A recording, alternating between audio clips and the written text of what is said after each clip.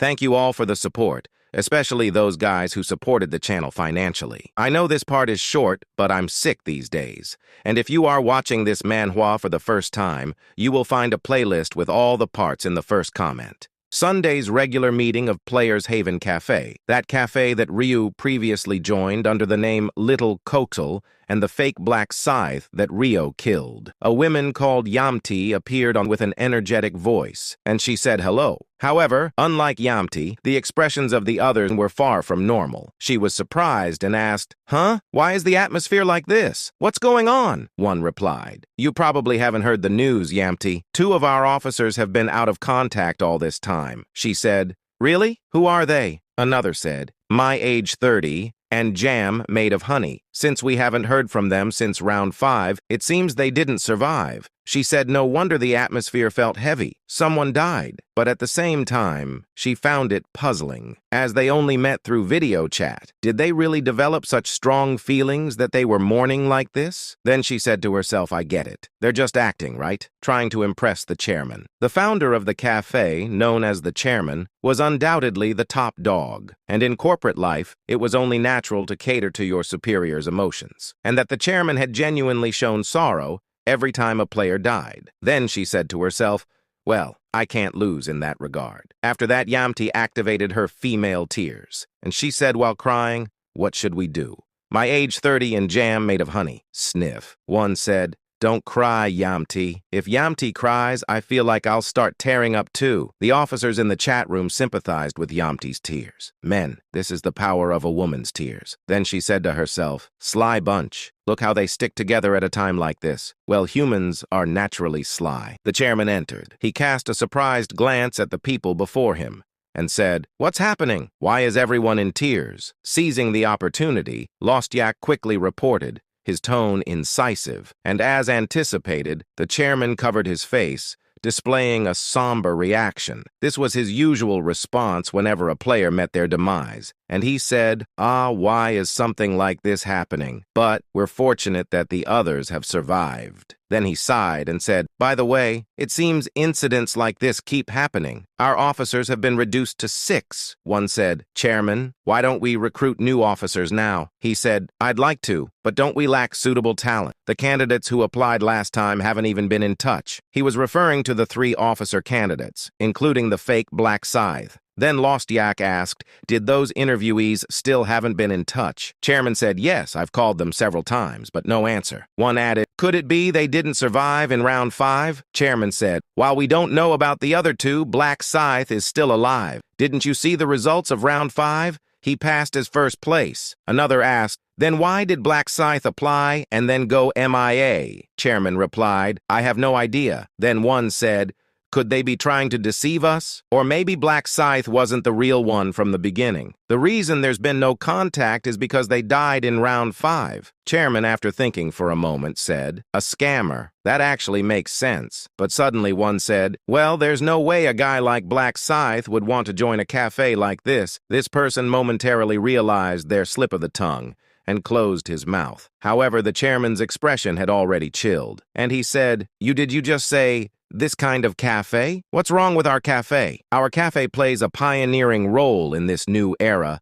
by bringing players together through cooperation. Why criticize our cafe? The man said with worried, I'm sorry, Chairman. I didn't mean it that way. But the chairman did not care about his apology and said, as of this moment, I hereby remove you from your officer position. No. You're permanently expelled from the cafe, and cooperating to survive in a situation where even our combined strength falls short, we can't accept someone who belittles our cafe. From now on, poison person, you'll be on our blacklist, so adapt when a new era arrives. That man shouted, please, Chairman, forgive me. Now 1 officer down and 5 remained. Then Chairman said, now since we've removed the troublemaker, shall we continue the meeting? The remaining officers' faces were tense. Once again, they realized that in this place, the chairman's word was law. At that moment, Lost Yak made an ah sound and displayed a noticeably flustered expression. The chairman asked him, "What's wrong?" he replied. "There's a player who just applied now, see, and the player's nickname is Black Scythe." The chairman asked in surprise. "Black Scythe applied again?" Lostiak said. "Well, the name is different from the previous Black Scythe. The previous Black Scythe's real name was Kim In-hong, but the person who applied this time is Hwang Yong-min." After pondering for a moment, the chairman made a decision and said, "Go visit his home. We don't know for sure if it's Black Scythe, but we have to meet to find out, don't we?" Lostiak asked. "What if he's not?" the chairman said in a chilly tone. "If he's not Black Scythe, he'll have to pay for playing tricks on us." Not long ago, Ryu found himself in a local internet cafe, of all places, but he had a specific mission in mind: to join the enigmatic Players Haven Cafe. However, there was a catch. He was doing this under the identity of Hwang Yong-min, and this cafe didn't require any pesky real name verification, making it a haven for identity impersonation. Then Ryu said to himself, the reason behind this covert operation, it was born out of necessity, and because somebody has been masquerading as the enigmatic Black Scythe, PHC's top brass can't just sit idly by.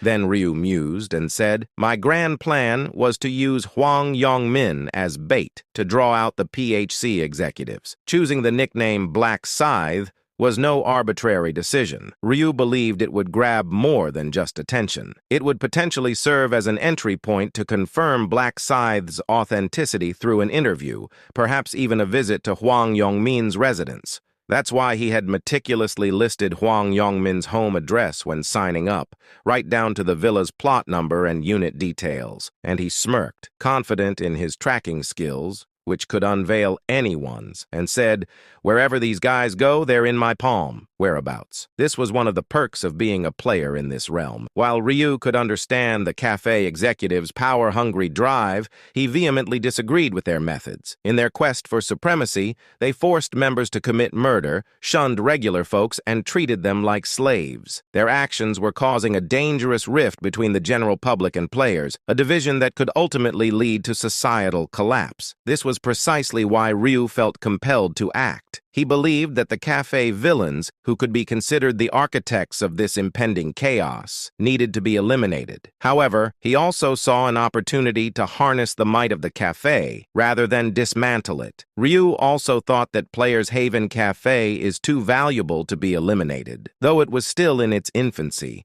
the cafe was on the path to becoming a formidable organization, with over 30% of the country's players joining its ranks. Despite their often terrorist-like behavior, they were undoubtedly the most influential player organization around. So, rather than tearing it apart, Ryu decided to find a way to utilize it. He already had a plan in mind, one that would save him precious time. His plan? To seize the existing top leadership position within the cafe, taking on the role of chairman. Ryu also recognized that no matter how strong he was individually, controlling a vast number of players required more than just raw power. It demanded a well-structured organization, something he couldn't build from scratch given the ticking clock. But if he could take over an already established leadership role, everything would become more manageable. And that's where the position of Players Haven Cafe's chairman came into play. Then Ryu said, "Chairman, that guy doesn't hold any special significance. What truly matters is the role he has created. And that's why I had infiltrated the cafe, to bring down the higher-ups and claim the chairman's seat for myself." Hwang Yong-min was simply a pawn to draw them out. And with a sly grin, Ryu-min shifted his stride, heading toward Hwang Yong-min's house. Guys, don't forget to like and subscribe and wait for the next part.